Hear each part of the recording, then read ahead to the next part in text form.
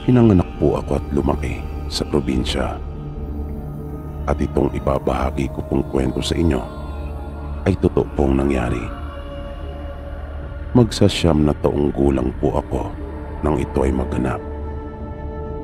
Nagkayayaan po kami noon ng pinsan ko na magpunta sa nakatatanda niyang kapatid na nakatira sa kabilang sitio. Doon kasi ito nakapangasawa at doon na rin sila nanirahan. Ang pakay talaga namin noon ay para hiramin ang isa sa mga inaalagaan nitong kabayo. Halos 3 kilometro din noon yung nilakad namin para lang makarating sa kanila. Pagdating namin sa bahay nila ay nanlumo talaga kaming magpinsan dahil sa walang tao ang bahay nila at nakasara. Nagpasya kaming maghintay muna doon sa pagbabakasakaling dumating na sila. Pero mahigit 1 oras na ay wala pa rin. Kung kaya, nagdesisyon na kaming umuwi. Mag-aalauna na nang kami ay umalis. At dahil sa gutom na kami, pagkatanghalian na, ay umakyat na lang ang pinsang ko ng buko. At yun sana ang aming kakainin. Pero nung nasa itas na siya ng puno ng nyog, ay dali-dali rin itong bumaba at kitang-kita ko yung takot sa kanyang mukha. Hinawakan niya ako sa kamay at hinila. Nagtago kami sa masukal na bahagi malapit sa puno ng nyog na kanyang inakyat. Sa pagtataka ko ay nagtanong ako sa kanya. Sinenyasan naman niya ako na huwag maingay. At sa mahinang tinig ay sinabi niya sa akin na mayroon daw aswang. Nagulat ako sa sinabi niyang iyon pagkat katanghali ang tapat noon. Pero kinabahan talaga ako dahil sa kanyang sinabi. Maya-maya ay may nakita nga akong isang tao na bumababa sa kabilang puno ng nyog. Para itong wala sa kanyang sarili. Napahinto-hinto sa kanyang paglakad. Bahagya itong nakayoko at nakadipa pa ang 2 niyang kamay.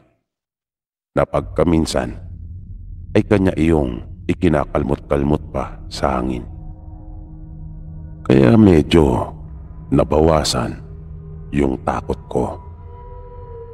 Dahil sa naisip kong baka lasing lang iyon. Pero nagimbal ako ang bahagya itong humarap sa aming direksyon. At nakita ko yung nakakatakot nitong mukha. Busalsal ang bibig nito na nakalabas ang mahaba at matutulis niyang mga ngipin. Dahil doon ay napasiksik talaga ako ng gusto sa pinsan ko at napapikit. Makaraan ng ilang sandali ay nararamdaman kong kinakalabit na ako ng pinsan ko. Kung kaya napadilat na ako ng aking mga mata. Wala na doon yung aswang. At sinabihan niya ako na tumayo na at umalis na kami doon sa lugar. Mula noon ay iniwasan ko nang sumama sa kanya sa tuwing yayayain niya akong magpunta sa ibang lugar. Nadala talaga ako dahil sa nakakatakot na naranasan namin iyon.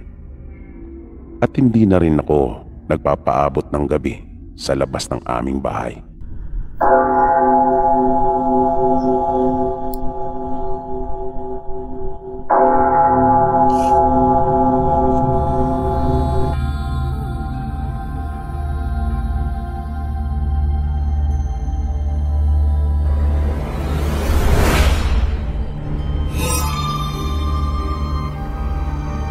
Kung ibabahagi kong kwento ay nangyari noong high school pa kami doon sa aming probinsya. Minsan po ay nagkayayaan kami ng mga kaklase ko na gawin yung project namin sa bahay ng isa naming kamag-aral na kasama namin sa grupo. Kaya pagkatapos ng klase namin ay dumiretso kami sa bahay nila at doon gumawa. Bali 5 kaming lahat noon. Habang gumagawa kami ng aming proyekto ay dinalhan kami ng lumpia ng nanay ng kaklase namin. Nagtitinda kasi ito ng mga pangmeryenda. Kaya tumigil muna kaming sandali. Inihinto na muna namin yung aming ginagawa at kumain. Pero may napansin ako sa isa naming kaklase na itago na lang natin sa pangalang Joyce. Dahil nang manghingi pa kami ng dagdag na bawang para sa sausawan ng lumpia, ay nakita kong natakot ito. At nabakas ko kaagad yung pag-aalala sa kanyang mukha. At napansin ko rin na talagang iwas na iwas ito. Lalo na nang kumuha pa ng asin ng isa naming kaklase. Hanggang sa bigla na itong nagpaalam at sinabing biglang sumama ang kanyang pakiramdam. Nang nakauwi na ako sa bahay, ay ikinuwento ko kay nanay yung aking napansing kakaibang ikinilos nung kamag-aral namin. At nagulat ako sa ikinuwento sa akin ng nanay ko.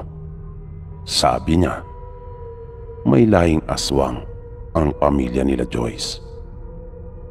Mga bata pa lang daw sila noon nang unang pumutok ang balita na nakita ang lolo nito na nag-anyong baboy at sumuot sa silong ng bahay ng isa nilang kababaryo at inaswang nito yung buntis na asawa. Pero mariin naman iyong itinanggi nila. At dahil sa ang nakakita at nagkalat ng istorya ay isang lasing, kung kaya marami din ang hindi naniwala. At kabilang ang pamilya nila nanay sa mga taong hindi naniwala ukol sa bali-balitang may lahing aswang ang pamilya nila Joyce. Pero nang minsang naglalakad siya pa uwi sa kanila matapos mangahoy, ay nakasalubong ni nanay sa daan yung lolo ni Joyce. Humarang talaga ito sa kanyang daraanan. At napansin niya kaagad na nanlilisik ang mga mata nitong nakatitig sa kanya ng masama. Humihingal ito at dahan-dahang humaba ang mga buhok.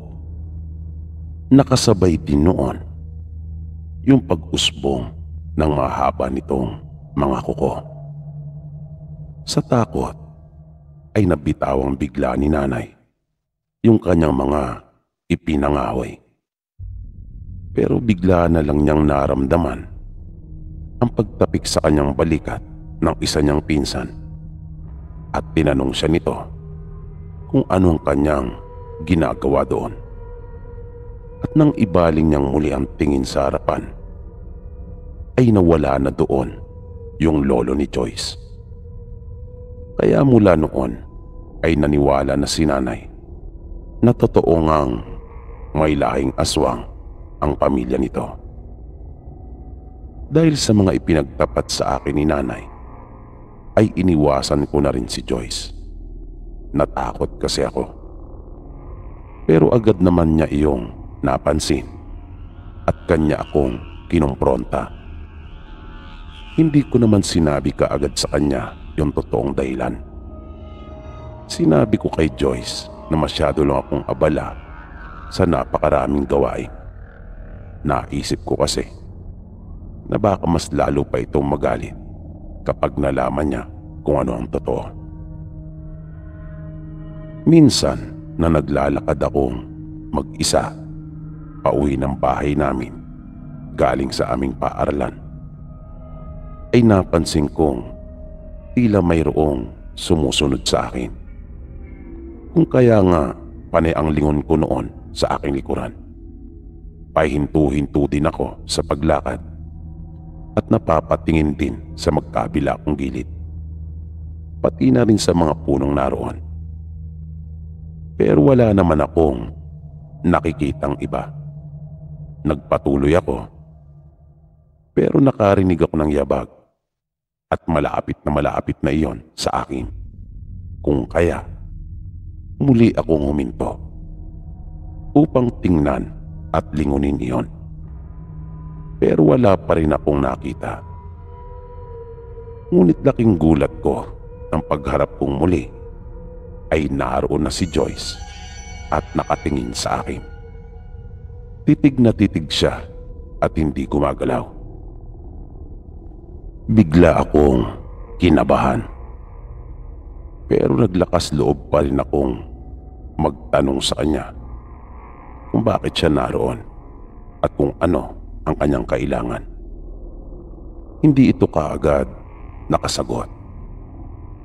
Napatuloy lang na nakatingin sa akin. Nangahakbang na ako para maglakad na muli, ay tsaka ito biglang nagsalita at sinabing gusto niya akong makausap. Tinanong niya ako kung alam ko na raw ba ang tungkol sa lihim nila. Bigla akong napaisip.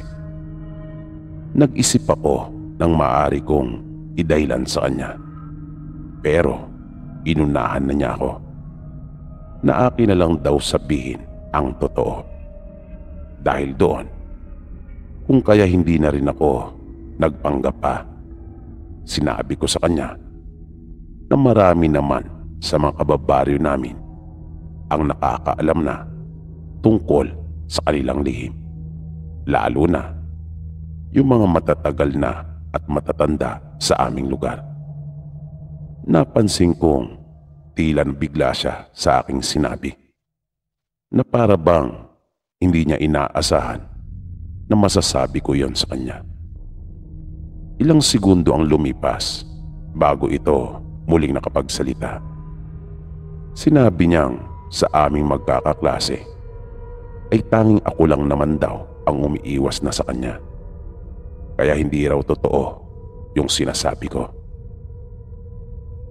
Binalaan niya ako na kung ano man yung nalalaman ko tungkol sa lihim ng kanilang pamilya ay sarilinin ko na lang daw at wag nang ipagkalat pa. At dahil sa sinabi niyang iyon ay parang nagpanting naman ang aking tenga. Dahil para niya akong ginawang tsismosa at hindi ako ganong klaseng tao. Kaya sinabi kong hindi ako yung tipo ng tao na mahilig manghimaso sa buhay ng ibang tao. Sinabi ko sa kanyang wala akong pakialam tungkol sa kanilang pamilya at iniwan ko na ito. Pero kinagabihan noon ay bigla na lang akong inapoy ng lagnat. Hindi na nga ako nakakain ng hapunan dahil sa nawalan ako ng gana. At sa tuwing ipipikit ko yung aking mga mata, ay aking nakikita si Joyce. Umabalik sa aking alaala yung naging pag-uusap namin. Pero sa panaginip ko, ay biglang nagbago yung kanyang anyo at kanya akong inatake. Pakailang ulit akong nagising dahil sa bangungot na iyon. Sa pag-aalala ng mga magulang ko, ay ipinatawag na nila nanay yung manggagamot sa aming lugar. Pero bago pa ito makapasok ng bahay namin, ay may nakaengkwentro na kagad ito. Natumanggi naman ito sa amin na sabihin kung sino. Pero malakas ang kutob ko na maaaring isa iyon sa pamilya nila Joyce. At alam ko rin na isa sa kanilang dahilan ng biglaan kong pagkakasakit. Kahit anong pilit na gawin ng mga magulang ko, ay hindi sa kanila inamin ng manggagamot kung sino ang gumawa. Humingi pa nga ito ng paumanin sa amin dahil ayaw lang daw niyang lumala pa ang lahat. Pagkat alam niyang gaganti talaga ang tatay ko. Nakontra naman iyon ng manggagamot at kanya akong napagaling. Makaraan ang 2 araw. Natatandaan kong araw iyon ng Sabado nang dumating si tatay at mayroon itong iniabot sa akin. Sabi niya, mabisang pangontra umano iyon sa mga aswang. Isa iyong matigas na bagay na napabalot ng telang kulay pula. May tali iyon at kanya iyong itinali sa bewang ko. Pagka-Lunes, pagpasok ko sa paaralan, ay napansin kong hindi man lang makalapit sa akin si Joyce.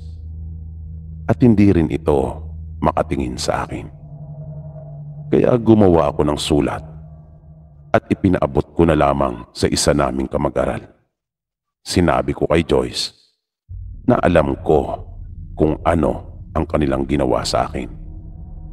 Binantaan ko ito na lubayan na ako at ang pamilya namin dahil hindi kami papayag na basta ganunin lang nila kami. Sinabi kong gaganti at gaganti ang pamilya namin. Mula noon ay hindi na ako muli pang ginambala ni Joyce hanggang sa magtapos na kami sa high school. Nagpa-Maynila sila at doon na siya nag-aral. Nang magkita kaming muli ni Joyce ay kapwa na kami may pamilya. Pareho na kaming may mga anak. Nagbakasyon sila noon sa probinsya namin dahil piyesta. Una niya akong nginitian, kaya gumanti naman ako ng ngiti sa kanya. Hanggang sa bigla siyang lumapit sa akin at nangumusta. Nagtaka ako dahil nagawa niyang mahawakan yung kamay ko kahit suot ko noon sa bewang yung aking pangontra. At napansin pala niya yung pagtataka ko. Kaya sinabi niyang nakawala na siya sa sumpa. Hindi na raw siya ganon, na ang ibig niyang sabihin sa akin ay hindi na siya aswang. Kaya napahigpit yung pagkakahawak ko sa kanyang kamay bilang pagbati ko sa kanya. Marami kaming napag-usapan ukol sa bagay-bagay at naging masaya naman yung aming pag-uusap. Hanggang ngayon ay nagkakausap pa kami kahit sa Maynila na siya nakatira. Naging malapit ang pamilya naming dalawa. Naging ninang at ninong pa nga sila nung bunso naming anak.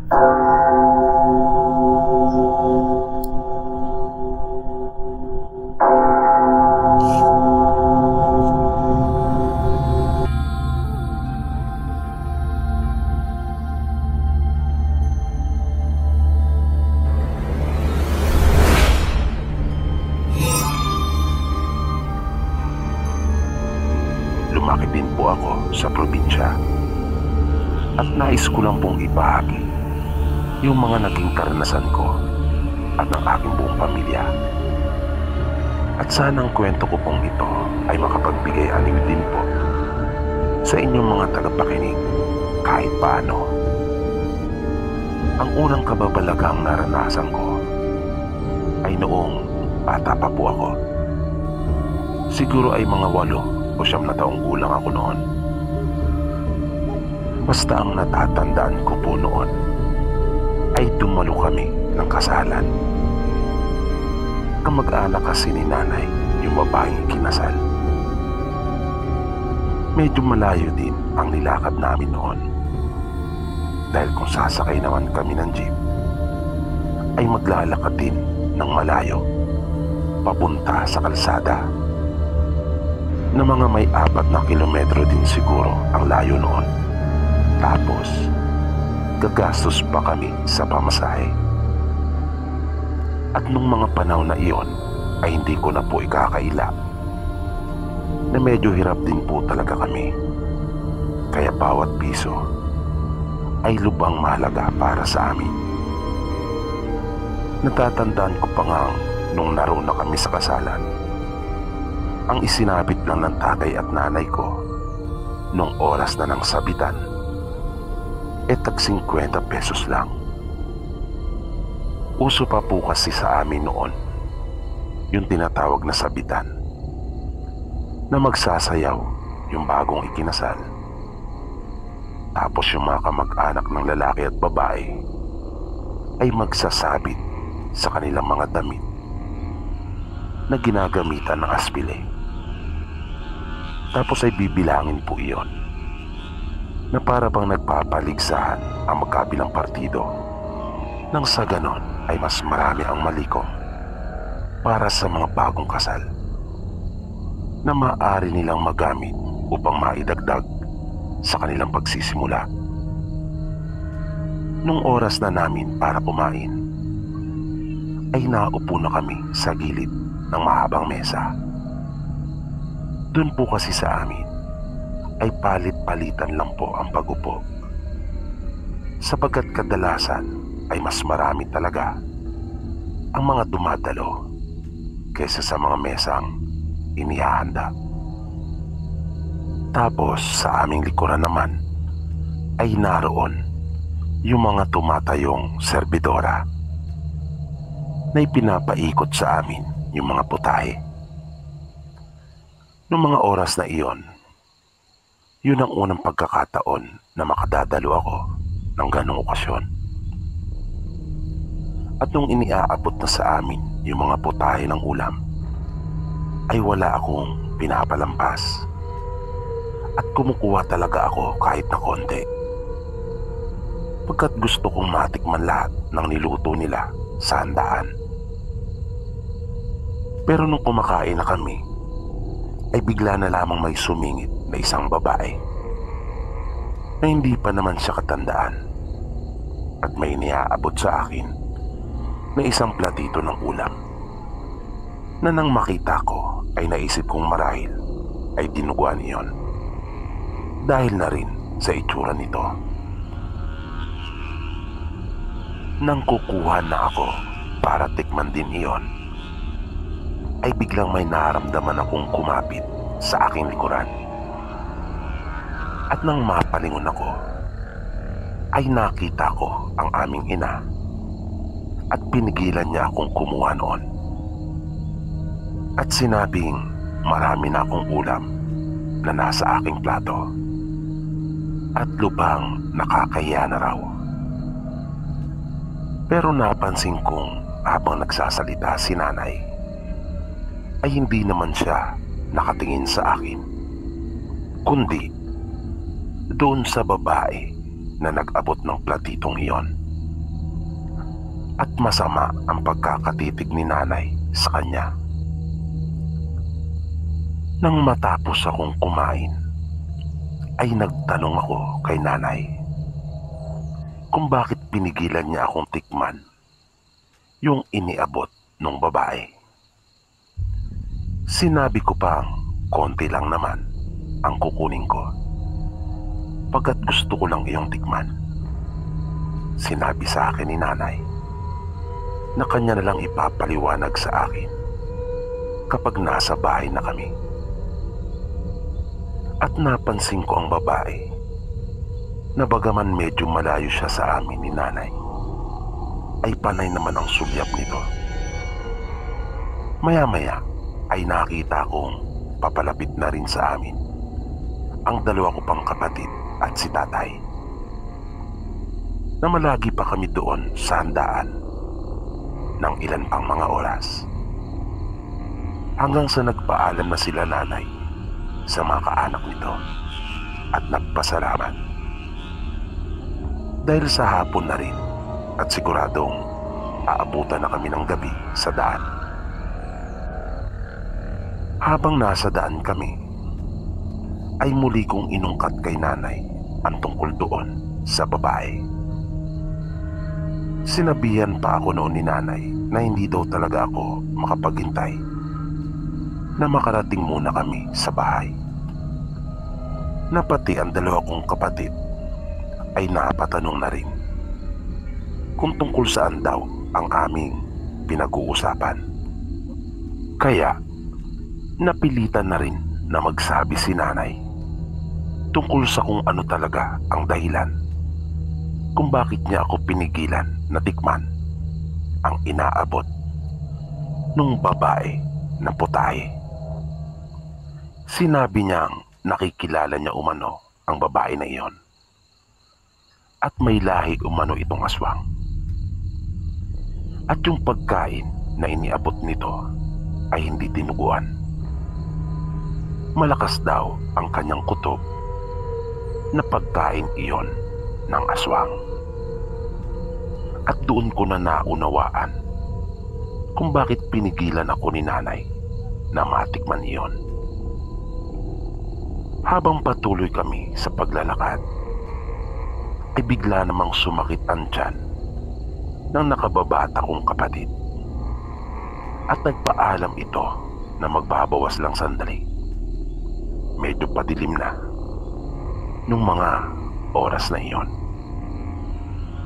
Kaya itinuro naman nila tatay kung saan ito banda pwedeng isagawa iyon. Ilang minuto din kami naghintay sa gilid ng daan. Maya-maya ay nakita na rin namin siyang umaahon mula sa bandang ibaba. Medyo malayo-layo pa kasi ang aming lalakarin. Nang tanging dala lang namin noon na pwedeng ipang ilaw ay yung lighter ni tatay. Uso pa noon yung deep-lip na lighter na kinakargahan ng fluid at may tinatawag na bato para sumindi. At ang sikat na brand noon na tatandaan ko ay Zippo. Pero dahil sa nasa probinsya kami, kung kaya hindi problema ang mga ganon, pagkat maraming pwedeng gawing pang ilaw. Dahil sa nagkalat lang sa gilid ng daan ang mga tuyong dahon ng nyog. Kaya nang tuluyan ng kumalat ang dilim, ay nagsindi na kami ng mga bitbit naming dahon na aming nadaanan sa daan. At nasapit din namin ang aming bahay. Hindi ko na matandaan kung anong oras na iyon. Pagdating namin ng bahay ay gutom na rin kami dahil sa layo ba naman ng aming nilakad. Gutom na kami at pagod pa. Kaya naupo lang kaming sandali na magkakapatid at nagkwentuhan habang nagpapahinga.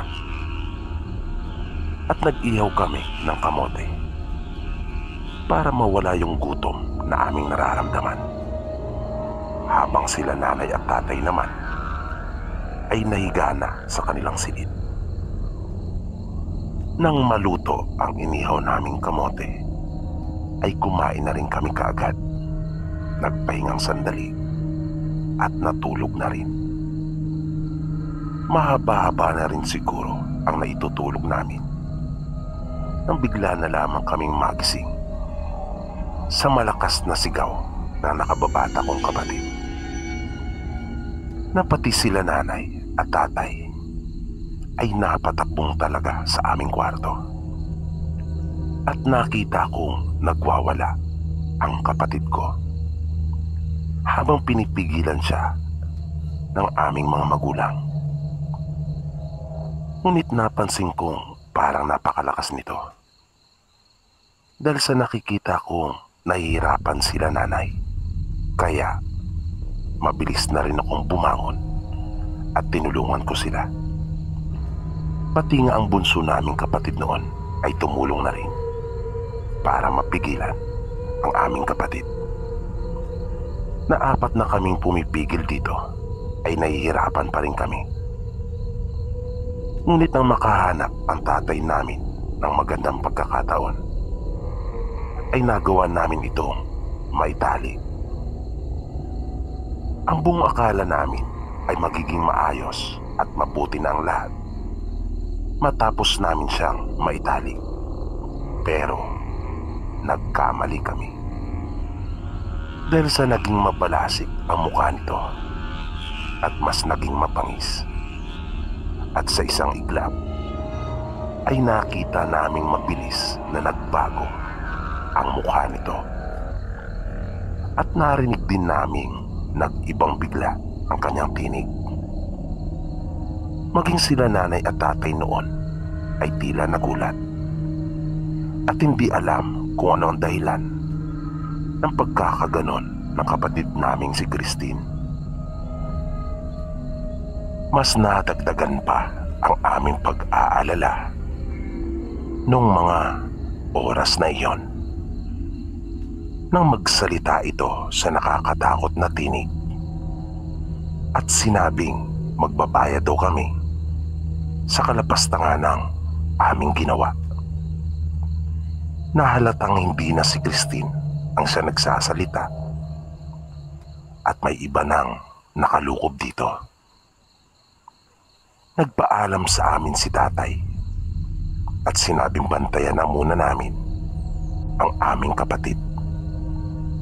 At kahit madilim pa ay isinukbit nito ang kanyang itak sa bewang at lumabas ng bahay. Hihingi umano siya ng tulong kay Lolo Igme. Kilala itong manggagamot sa aming lugar. At tiyuhin iyon ni tatay. Marami pang sinabi na mga nakakakilabot na bagay ang nilalang na nasa loob ng katawan ni Christine. At dun ko nasaksihan ang mga kababalagang noon ko pa lamang nakita. Ang loob ng aming bahay noon ay halos mapuno ng mga tuyong taon mula sa labas dahil sa malakas na pag-ihip ng hangin na animoy may bagyo. At rinig namin nila nanay ang malakas na ingay sa labas na nililikha ng iba't ibang uri ng hayop. Talagang kinilabutan po kami ng mga pagkakataon na iyon. Halos maiyak na kami ng kapatid naming bunso dahil sa sobrang takot. At nang mabalik ang aming atensyon kay Christine, ay nakita namin itong tinubuan ng mahaba at matutulis na pangil. At ang kanyang mga mata ay naging katulad ng sa ahas bago tuluyang naging kulay pula. Panay naman ang pangunguros ng aming ina at paulit-ulit na naibubulalas ang mga pangalang Maria at Joseph na ginagaya pa siya ni Christine bago ito tatawa ng malakas at nakakainsulto.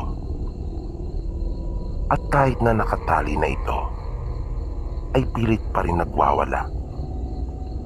Kung kaya isiniguro namin ni nanay na hindi ito makakaalis doon sa papag. Na matapos naming maitali doon ay nakita namin kahit ang papag ay nadadala nito sa kanyang malakas na paggalaw. Kung kaya nawala na ito sa dating pinaglalagyan. Patuloy ito sa kanyang pagbabanta na kanya kaming uubusin. Halos 2 oras din ang lumipas bago dumating si tatay at kasama na niya ang kanyang tiyuhin na si Lolo Igme. Kahit paano ay nabawasan ang kaba at takot na aking nararamdaman nang makita ko sila. Ang bunso naming kapatid ay halos hindi magawang tumingin sa kapatid naming si Christine dahil sa hindi na namin mabakas pa ang aura ng aming kapatid sa mukha nito.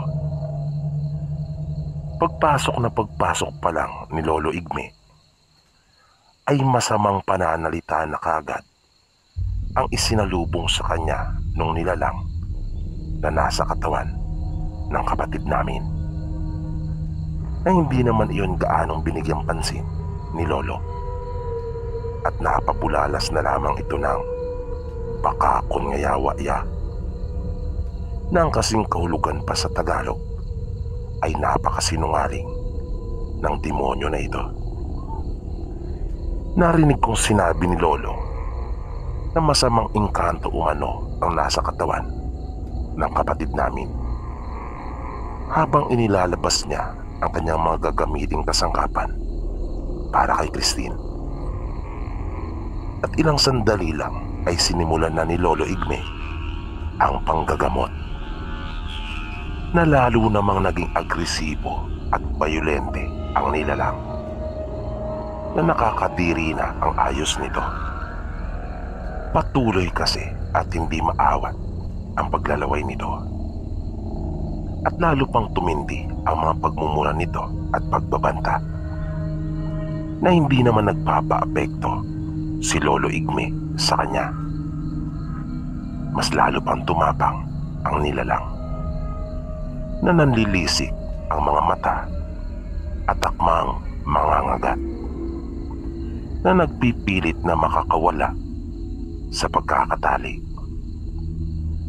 At doon ko na nakita na bigla itong kinalagan ni Lolo Igme mula sa pagkakatali, na kinabahan maging ang mga magulang namin.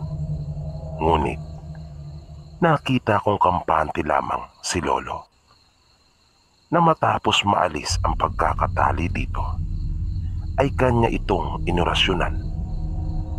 At laking gulat namin nang makita si Christine na halos hindi na nito maigalaw ang kanyang mga kamay at paa. Para itong napako sa kanyang kinalalagyan. Matapos na magbitaw si Lolo ng orasyon at ikumpas ang kanyang kamay, sinabihan pa ito ni Lolo na kanya na umanong lulusawin ang nilalang sa katawan ni Christine. Ngunit hindi naniwala ang engkanto at nakipagmatigasan pa ito. Kung kaya sinimulan na ni Lolo, na nang nag-uumpisa pa lamang siya ay napayaw ng malakas ang nilalang, na marahil ay naramdaman na niya kaagad ang tindi ng gagawin ni Lolo sa kanya, at luba itong nasaktan. Di nagtagal ay napansin naming tila umamo ang nilalang, at sa mababang tinig ay nag-umpisa na itong magmakawa. Doon namin nalaman na tirahan pala ng mga ito ang di sinasadyang mapwestuhan ng kapatid namin para dumumi, na dahil doon ay humingi rin si Lolo ng paumanin sa engkanto para sa kanyang apo na si Christine. At ipinaliwanag dito na hindi iyon sinasadya ng aming kapatid, kung kaya hindi niya dapat ginawa iyon kay Christine. Sinabi ni Lolo na kanya na siyang palalayain kung ipapangako niyang lilisanin ang katawan ng aming kapatid, at kahit kailan ay hindi na nito ito gagambalain pa. Nangako naman ang nilalang, at sinabi pa nitong babantayan pa niya ang aming kapatid. Humanga daw kasi ito kay Lolo Igme dahil sa marunong itong humingiti ng tawad, at nakita rin ang pagkakamali sa panig namin. Kaya dahil doon ay inialok nito ang kanyang sarili bilang tagapagbantay ni Christine, na bago pumayag si Lolo ay pinapangako pa niya ang nilalang na kapag may nangyari sa kanyang apo ay ito naman ang mananagot sa kanya, na wala namang kagatol-gatol na sumagot ang engkanto ng pagsang-ayon. At matapos iyon ay nakita naming unti-unti nang nanumbalik sa dati ang aming kapatid. Maliwalas na muli ang mukha nito, ngunit tila mahimbing na nakatulog. Na nang magising ito ay uhaw na nanghingi ng tubig. Na tila ba patang-pata ang kanyang katawan at wala itong kamalay-malay sa mga nangyari. At muli ko na namang narinig ang aming ina na paulit-ulit na binigkas ang mga pangalang Maria at Josep na sinasabayan pa ng mabilis na pangunguros at paulit-ulit din na dahil doon ay nawala na ng tuluyan ang aking pag-aalala para sa aming kapatid at napalitan iyon ng tuwa. Gumaling po ang kapatid naming si Christine sa tulong na rin ng lolo namin at dahil sa kabutihang loob ng tsuwi ni tatay, kung kaya naman ginantian iyon ng engkanto ng kabutihan na iprinisinta nito ang kanyang sarili bilang maging tagapagbantay ni Christine. Sabi pa ni lolo ay masaya siya na nangyari iyon dahil lang kanya umanong hawakan ang mga kamay ni Christine ay nakita niya sa mga palad nito na lapitin ng mga masasamang elemento at napakaraming pagsubok ang susungin nito sa buhay. Dagdag pa ni lolo, may 200 umano na naghihintay sa aming kapatid na si Christine. Nasa kanya raw kung aling daan ang tatahakin nito. Nang magtanong sila tatay kay Lolo Igme kung tungkol saan ang mga daan na iyon, ay hindi pa matukoy na malinaw ng kanyang tsuhin dahil sa hindi umano ito ipinakita sa kanyang balintataw.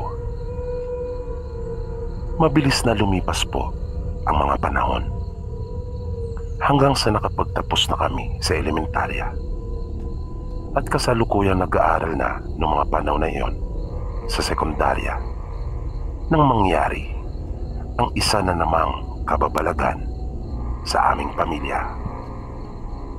Pauwi na po kami noon mula sa paaralan ni Christine. Sabay po kaming pumapasok at umuwi. Ang bunso naman namin ay nasa elementarya pa noong mga panahon na iyon. Sa daan ay naisipan naming mangahoy na rin. At dahil sa wala namang kaming dalang itak, kung kaya nakontento na kami sa mga sanga na nakikita naming nasa gilid ng daan. Nang halos nangangalahati na kami sa aming paglalakad pa uwi, ay medyo patilim na noon. Pero kita pa namin ng malinaw ang daan at ang kapaligiran. Nang bigla na lamang may nahulog na isang buwig ng nyog. Sa lakas noon ay talagang rinig na rinig namin iyong magkapatid. At nang mapatingin kami kung saan nagmula ang tunog, ay para akong namalikmata nang may makita akong isang tao na tumalon mula doon sa itaas ng puno ng nyog. Halos hindi talaga ako makapaniwala sa nasaksiyan ng aking mga mata dahil sa may kataasan ang puno ng nyog at sigurado magkakabali-bali ang buto ng sino mang tatalon mula sa itaas noon. Kaya napatakbo pa ako papalapit doon sa puno at sinilip ang ibabang bahagi kung saan ko inaasahang babagsak yung tumalon na iyon. Dahil nasa gilid po ng daan ang nasabing puno at medyo malalim po ang gilid ng daan na para bang isa iyong bangin. Ngunit maraming mga halaman at puno na nakatanim doon. Nakita ko pa ngang sumunod din sa akin si Christine at sumilip din siya sa ibaba. Pero pareho kaming walang nakita. Nang tanging napansin na lang namin ay yung paggalaw ng mga halaman sa ibaba na parang may tumatakbong papalayo. Matapos iyon ay napagpasyahan naming magpatuloy na sa paglakad dahil sa maaabutan na kami ng dilim sa daan. Marami-rami na rin ang mga kahoy na aming nadampot sa daan at pasan-pasan namin iyon sa aming mga balikat. Napapansin ko si Christine na panay ang lingon niya sa kanyang likuran at igagala niya ang kanyang paningin sa bandang itaas na tila tinitingnan niya ang mga sanga ng mga punong kahoy na aming nadaraanan. Ilang sandali lang ay naramdaman ko na rin na tila mayroong sumusunod sa amin, kung kaya napapalingon na rin ako sa aking likuran. At ang paraan ng paglalakad namin ay patagilid na sa halip na paharap. At nagsimula nang magtayuan ang mga balahibo ko sa katawan na naramdaman kong nangapal na bigla ang aking mukha. Nang siguro ay mga 100 metro na lamang ang layo namin mula sa aming bahay, ay nagulat na lamang kami nang may dumagundong ng napakalakas na parang may mga malalaking bato na gumugulong. Nakasabay noon ay para ding may malaking kahon na gumugulong pababa kasabay ng mga bato, na dahil doon ay napatingin kami sa gawing itaas. Sa kabilang gilid naman kasi ng daan ay burol, ngunit wala naman kaming nakita maliban sa mga punong naroon. Ngunit ilang hakbang pa ay kitang-kita ko sa aming unahan na may ataol na humarang at huminto sa gitna mismo ng aming daraanan, na nakita kong gumulong ng ilang beses mula sa burol bago bumalagbag sa aming harapan, na nakabukas dahil sa tumilapon ang takip noon. Nabitawan naming magkapatid ang dala naming mga panggatong at napakapit sa isa't isa. Lalo pa kaming natakot nang mapansin naming tuluyan ng kumalat ang dilim. Nanatili lamang kaming magkapatid na nakatayo at hindi nakakilos. Pero sa hindi namin maipaliwanag na dahilan, sa isang iglap ay nawala ring bigla ang pangitain na iyon. Ngunit hindi ang tila sumusunod sa amin. Patuloy namin itong nararamdaman. Na ilang saglit lang ay may narinig na rin kaming paghuni na mabilis sumagi sa aking isipan. Nahuni iyon ng isang aswang, base na rin sa kwento ng aming mga magulang. Kaya kahit hirap na makita ang aming dinaraanan dahil sa tuluyan ng lumaganap ang dilim, ay nagpatuloy na kami sa paglakad. Na hindi pa kami nakakalayo, ay bigla na lang nagliwanag sa aming harapan ang isang sanga. Mabilis na aming dinampot iyon at nagmamadaling naglakad. Nabigla namang may lumitaw na isang napakalaking baboy mula sa gilid ng daan at mabilis na sasalubungin kami. Ngunit nang mga halos kalahating dipa na lamang ito sa amin, ay bigla itong tumilapon sa kabilang panig ng daan at narinig namin ang pagtunog ng mga halaman kung saan ito nahulog, na parang inihagis ang baboy doon. Di ko lubos na maintindihan ang pangyayaring iyon, pagkat wala naman kaming ibang nakitang naroon maliban sa baboy. Ngunit parang may kung anong puwersa na naghagis sa hayop. Nang marating namin ang bahay, ay agad naming ikinuwento sa aming mga magulang ang nangyari, na nasabi ng nanay namin na marahil ay tinulungan kami ng engkanto na nagbabantay kay Christine. Paliwanag naman ni tatay, sa kanyang palagay ay naramdaman ng engkanto na banta ang baboy na iyon sa aming kaligtasan, na malamang ay aswang daw iyon. Na sinabi ko naman na marahil nga dahil sa nakarinig pa muna kami ni Christine ng huni ng aswang bago namin nakita ang baboy. Matapos naming makakain nung gabing iyon, ay nagpababa lamang kami ng kinain at natulog na rin.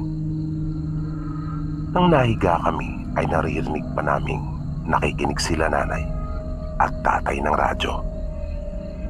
Nakita kong itinabi ni Christine ang kapirasong sanga na iyon na nagliliwanag sa mga dakong madilim. Sabi ng tatay namin, minsan na umano siyang nakakita ng ganong uri ng sanga. Ayon pa sa kanya, ito daw ay yung madalas dapuan ng mga alitaptap, na kapag dumadapo daw ang mga ito sa puno ay talagang napakarami nila, at yung punong iyon ang ginagawa nilang permanenteng tirahan. Pero mahirap na raw makakita ng mga ganun noon, na marahil ang nagbigay daw noon ay yung tagapagbantay ni Christine. Nang sumunod na araw, nang nasa paaralan na kami, ay napasulyap ako sa isang guro at napansin kong masama ang pagkakatitig nito sa akin. Napaisip naman ako kung bakit, pero wala naman akong maisip na dahilan kung bakit ito dapat na magalit sa akin. Kaya hinayaan ko na lang iyon. Pero nung uwian na ay nakita kong naroon na naman yung guro, at napansin kong nakatingin uli ito sa akin, na para bang galit na galit talaga ito. Nang palabas na ako ay minsan pa akong napasulyap sa kanya. Nakakailang ang mga pagtitig nito sa akin. Ngunit bukod doon ay may napansin pa ako. May mga galos ito sa kanyang braso at siko, na dahil sa nakita ko ay bigla akong kinabahan at nagkaroon ng masamang kutob. Kaya mabilis ko nang nilapitan si Christine na naghihintay sa akin sa di kalayuan. Mabilis ko itong hinawakan sa braso at binulungan na bilisan na namin. Nang naglalakad na kami ay hindi ko na napigilan pa ang aking sarili na hindi sabihin sa kapatid ko ang masama kong hinala tungkol sa isang guro ng aming paaralan. Nanlaki ang mga mata ni Christine nang kanyang marinig ang mga ipinagtapat ko sa kanya. Sinabi ko pang baka iyon yung aswang na nag-anyong baboy na humarang sa amin noong nagdaang gabi, pagkat may mga galos ito sa kanyang braso at siko. Nang mararating na namin yung puno ng nyog kung saan may nakita kaming lumundag mula doon, ay kinabahan na naman ako. Pakiramdam ko kasi ay parang may nag-aabang doon, kaya nag-aatubili akong tumuloy sa aking paglakad. Pero pilit namang pinapalakas ni Christine ang aking loob, kung kaya nagpatuloy kami. Ngunit laking gulat ko nang makita ko ang isang napakalaking pusa na talaga namang napahiyaw ako ng malakas dahil sa sobrang gulat nang bumulaga iyon sa aming harapan. Galit na galit ang pusa, na panay ang angil nito, at napansin kong nagbabaga ang kanyang mga mata. Sa totoo lang po ay parang napakahirap talagang paniwalaan na aswang ang pusang humarang sa amin. Pero noon pa lang ako nakakita ng pusa na ganon, na kulay itim at ganon kalaki, na mayroong mapupulang mga mata na animoy baga sa pagkapula. Mabilis kaming dumampot ng maaaring ipanghampas sa pusa, ngunit lalo iyong naging mabangis. Nakaramdam na ako ng matinding takot noong mga oras na iyon. Napakiramdam ko pa nga ay hindi ko rin magagawang maihampas ang aking hawak sa pusa kapag sinunggaban na kami nito. Nakita kong nagtayuan ang mga balahibo noon sa katawan at napakabilis ng mga sumunod na pangyayari. Nakita ko na lang itong biglang lumundag at tatamaan na kami nang bigla iyong hinampas ng mga sanga na may makapal at mayabong na dahon, na kung akin pang ilalarawan iyon ay maihahalin tulad ang pusa sa isang bola. Nagmukha iyong parang bola na hinampas ng bat, na mabilis na wala sa aming paningin matapos na tamaan ng mga sanga. Pagkatapos noon ay napaupo ako sa damuhan at nakahinga ng maluwag. At kahit hindi ko nakikita yung bantay ni Christine, ay panay ang pagpapasalamat ko dito, sapagkat iniligtas na naman kami nito. At naramdaman namin ng kapatid ko na biglang lumamig ang paligid at lumakas na bigla ang pag-ihip ng hangin, na sa pagkakaunawa ko ay kanyang narinig at tinanggap ang ginawa kong pagpapasalamat.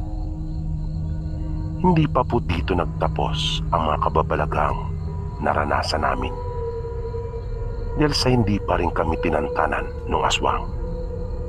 At malakas ang kutob kong may malaking kinalaman yung isang guro doon sa aming paaralan.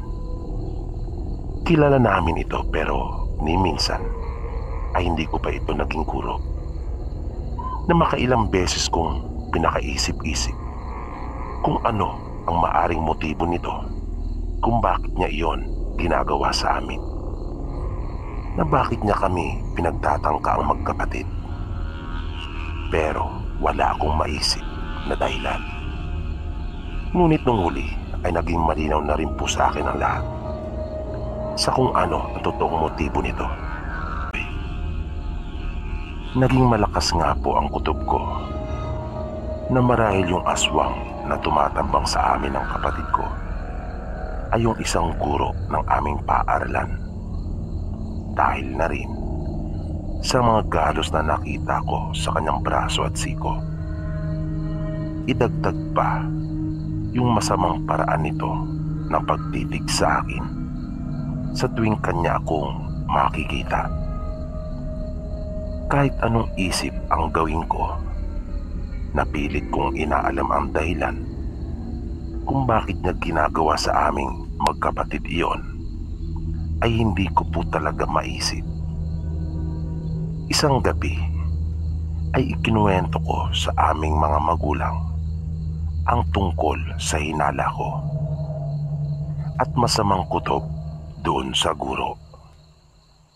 Sinabi ko rin sa aming mga magulang ang aking dahilan kung bakit ko nasabi na yung guro ang siyang pinaghihinalaan kong aswang, na nakita ko pang napasulyap si nanay kay tatay nang marinig niya ang pangalan ng guro at yung pagpapaliwanag ko. At tila ba nagkaunawaan sila na para bang mayroon silang nalalaman na hindi pa namin alam. Tumahimik muna ako at hinintay kong magsalita ang aming ina. Maya-maya ay nag-umpisa na itong magsabi na tila ba inisip munang mabuti ang kanyang mga sasabihin sa amin, at para nagtipon muna ng lakas ng loob. Sinabi niya sa amin na iyon daw ay dati niyang manliligaw. Nabigla rin niyang binawi at sinabing hindi lang basta manliligaw, kundi naging sila. Pag-aamin pa ni nanay. Kaya halos sabay kaming napatanong ni Christine kung ano ang nangyari, kung bakit hindi sila ang nagkatuluyan at si tatay ang kanyang napangasawa. Paliwanag ni nanay ay hindi kasi sinasadyang kanyang matuklasan ang lihim ng pamilya nito, na wala talagang balak aminin sa kanya kung hindi pa niya ito nabisto nang minsan magpunta siya sa bahay nito. Galing sila noon sa bayan at malapit ang bahay nila sa daraanan nila nanay. Kung kaya naisipan niyang dumaan muna sa bahay nila at nasindak siya sa kanyang nasaksihan dahil sa nakita niya itong sumubo ng isang buhay na sisiw at parang takam na kinain iyon, na para bang baliwala lang sa kanya. At nakita pa daw ni nanay ang nakakatakot na itsura nito. Kaya buong ingat niyang nilisan ang bahay nito. Hindi talaga niya ipinaalam na naroon siya noong mga pagkakataon na iyon, na nang muli silang magkita ay tinanong niya ito. Sa pag-asa ni nanay na aamin ito sa kanya, ngunit nabigo siya dahil sa patuloy nitong inilihim ang tunay niyang pagkatao. Kaya simula noon ay iniwasan na niya ito. Ngunit hindi iyon naging madali, dahil sa hindi rin siya basta isinuko ng kanyang nobyo na si Francisco. At nang hindi nga raw makuha si nanay sa pakiusapan, ay binalak nito na kunin siya sa dahas na ginamit ang kanyang pagkaaswang. Halos gabi-gabihin daw siya nito. Lagi silang ginagambala tuwing gabi, na pati ang mga magulang ni nanay ay muntik pang malagay sa panganib. At doon na niya nakilala si tatay dahil sa kasama ito ng tiyuhin niya na si Lolo Igme, na kanilang hiningan ng tulong noong mga panahon na iyon, na nagbigay kay nanay ng pangontra laban sa pangaswang ni Francisco. May pagkakataon pang araw noon na nakaharap talaga ni tatay si Francisco at dalawang pinsan nito nang tambangan siya ng mga ito noong mga panahon na umaakyat na siya ng ligaw kay nanay. Ngunit hindi nila nagawang magtagumpay sa masama nilang balak, dahil na rin sa ibinigay ni Lolo Igme na anting at pangontra dito. Pagpapatuloy pa ni nanay maging yung babae umano sa kasalan na nagbalak na pakainin ako ng pagkain ng aswang ay konektado umano sa dati niyang nobyo na si Francisco. Dahil sa iyon ay ang nakatatandang kapatid nito na si Juana, na dati naman niyang naging matalik na kaibigan nung sila pa ni Francisco. Matapos na magkwento ni nanay ay naging malinaw na sa amin ang lahat. Iyon pala ang dahilan kung bakit nais nitong mapahamak kami at gusto kaming gawan ng masama, pagkat gusto nitong makaganti. Pero ang ipinagtataka ko ay kung bakit pinaabot pa nito ng mahabang panahon. Kaya di ko mapigilang itanong iyon kay nanay.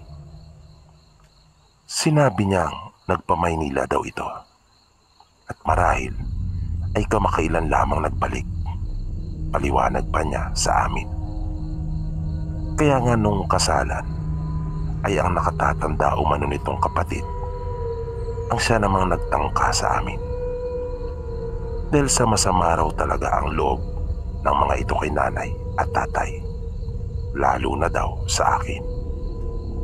Dahil sa ako umano ang dahilan kung bakit hindi na nila napaghiwalay pa si nanay at tatay. Dahil sa nagbunga na raw ang pagmamahalan nila. Dahil noon daw, kahit nagsasama na sila nanay at tatay, pagkat nakasal na, ay ilang beses pa raw na nagsubok ang mga ito na kunin si nanay mula kay tatay. Ngunit di nga lang nagtagumpay dahil na rin sa tulong ni Lolo Igme. Ngunit nang isilang na ako, ay doon pa lamang huminto si Francisco sa balak niyang bawiin pa si nanay kay tatay. Nung gabi ding yon ay nalinawan na kami ng lubusan. Pinaalalahanan kami nila nanay at tatay na mag-ingat palagi. At pumasok siya sa kanilang kwarto. Paglabas nito ay may tangan-tangan ng isang kwintas. Ibinigay niya sa akin iyon. Pagkatiwala naman daw siya na hindi pababayaan si Christine ng tagapagbantay nito. Ang akala namin ni Christine ay magiging maayos na ang lahat. Matapos na makatikim ang aswang na nag-anyong pusa dahil sa ginawa ng engkanto. Ngunit tama nga sila nanay at tatay na kailangan naming mag-ingat. Pagkat makalipas lamang ang halos isang linggo, ay nagparamdam na muli sa amin ang aswang. Malayo pa kami noon sa puno ng nyog, kung saan namin unang namataan ang aswang na tumalon mula roon. Naramdaman na kaagad namin na sinusundan kami nito. Di ko rin maipaliwanag kung paanong tila naging matalas ang aking pakiramdam. Kinuha ko na ang dala kong flashlight na nasa aking bag dahil napansin kong unti-unti nang kumakalat ang dilim.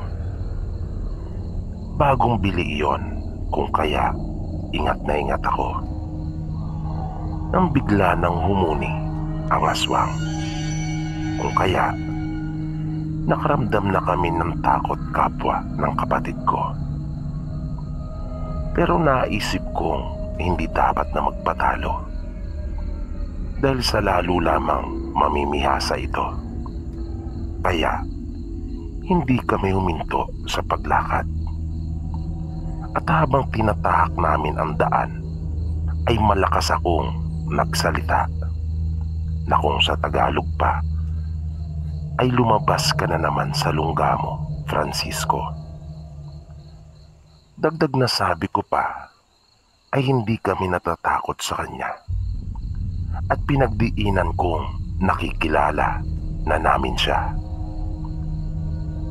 Matapos kong mabanggit ang lahat ng iyon, ay tumigil ito sa kanyang paghuni at hindi na namin narinig pa. Nagmadali kami ni Christine sa paglakad. Ang akala ko ay umalis na ang aswang. Pero nang sasapitin na namin ang lugar kung saan kami nito madalas na hinaharang, ay muli na naman naming narinig ang paghuni nito. Na ilang sandali lang ay namataan na kagad namin ni Christine na may papalapit sa amin, kung kaya natigilan kami at napahinto na bigla sa aming paglakad. At nakita namin ang isang malaking aso na kulay itim na mabilis akong dinamba noon at namalayang ko na lang na nakahiga na ako sa lupa. Grabing takot ang naramdaman ko noon. Nabitawan ko ang flashlight at di ko alam kung saan iyon tumilapon. Nakita kong papalapit sa amin si Christine at may dala itong pamalo. Napansin kong umiiyak na ito, kaya pinilit kong pigilan ang aking pag-iyak. Malinaw ang isip ko noong mga oras na iyon. At alam na alam ko kung ano ang nangyayari. Nakubabawan ako ng aso.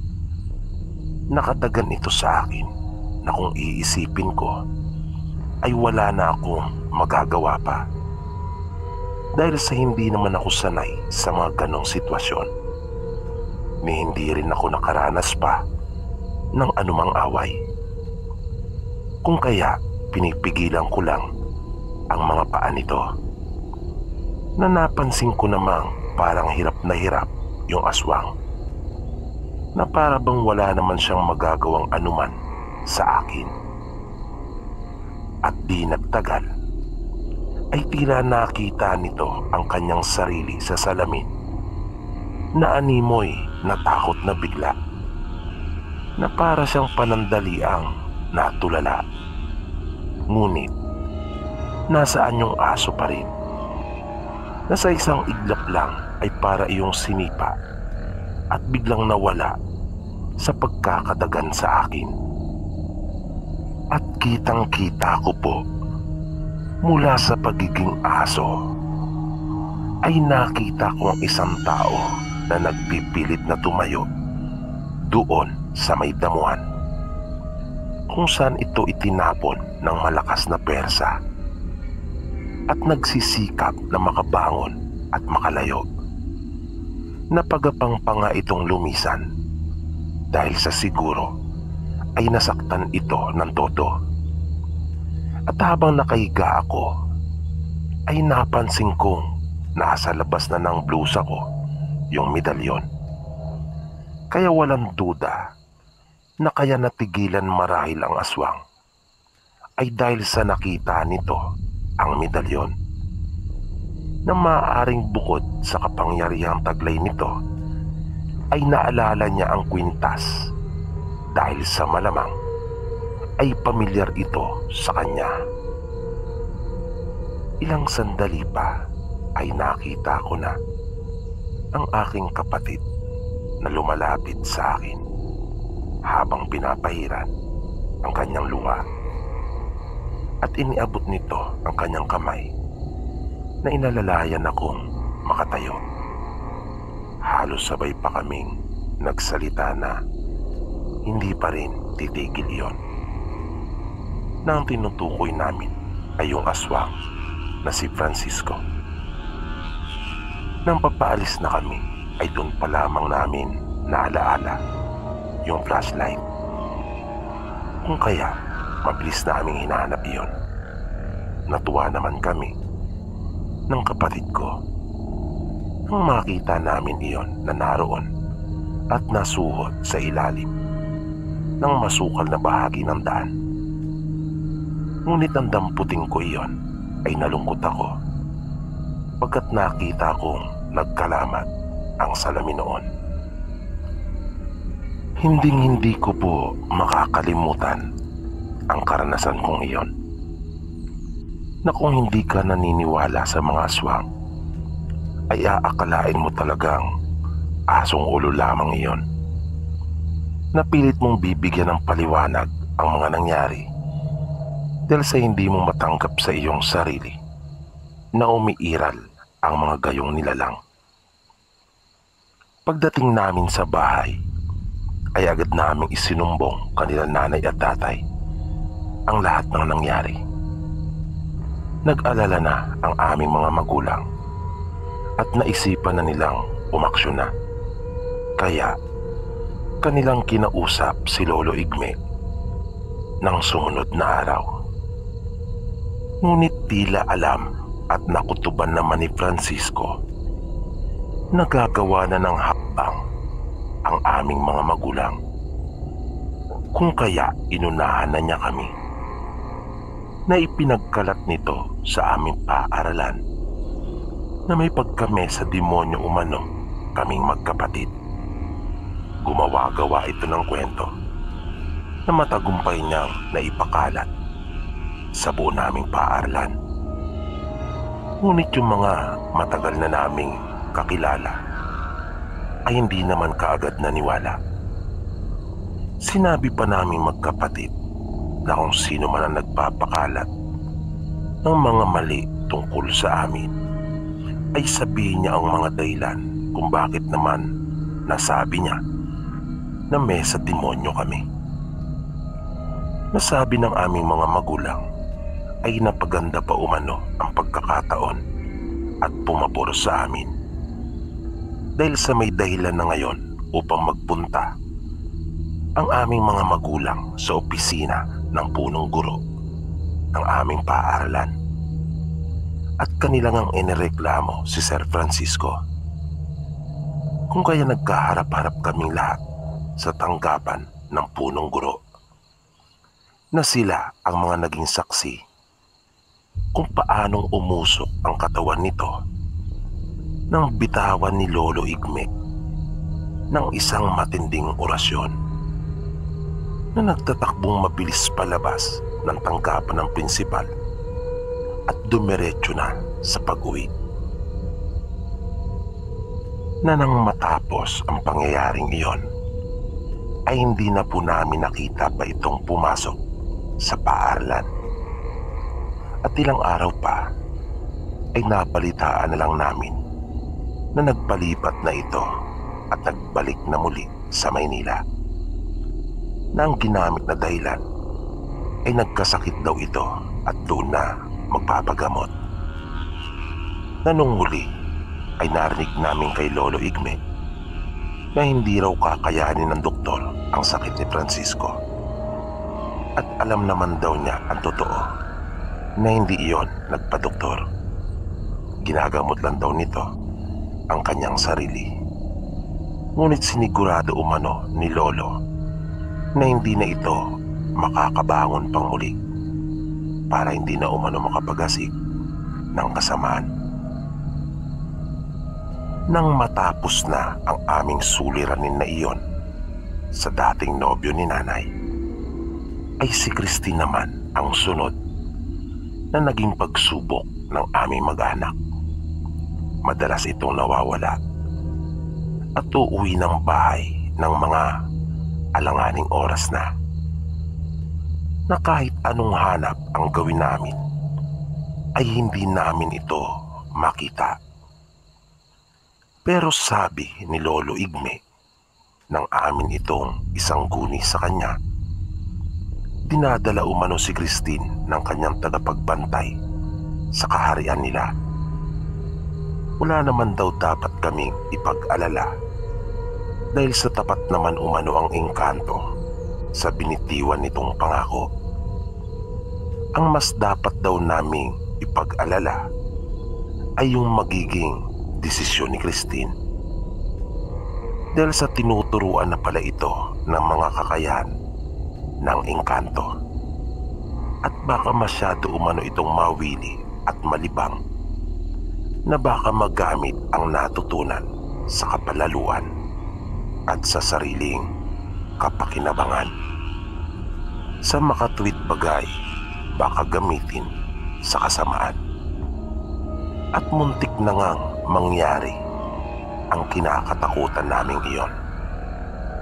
Nang bigyan ni Christine ng sakit ang isa niyang kamag-aral, na muntik na siyang mauwi sa pangkukulam. Buti na lamang at nagawa pa nitong makapanumbalik sa dating ugali at nakinig sa mga payo at saway ng aming mga magulang, maging sa pagtuturo at pagpapaalaala ni Lolo Igme. Ngayon po ay nanggagamot pa rin ang kapatid kong si Christine at kasama pa rin niya ang kanyang kaibigan. Hindi na kasi tagapagbantay ang turing niya dito dahil sa kaya na umano niya ang kanyang sarili at hindi na kailangan pa ng bantay. Kung kaya, kaibigan na ang pagtuturing niya dito.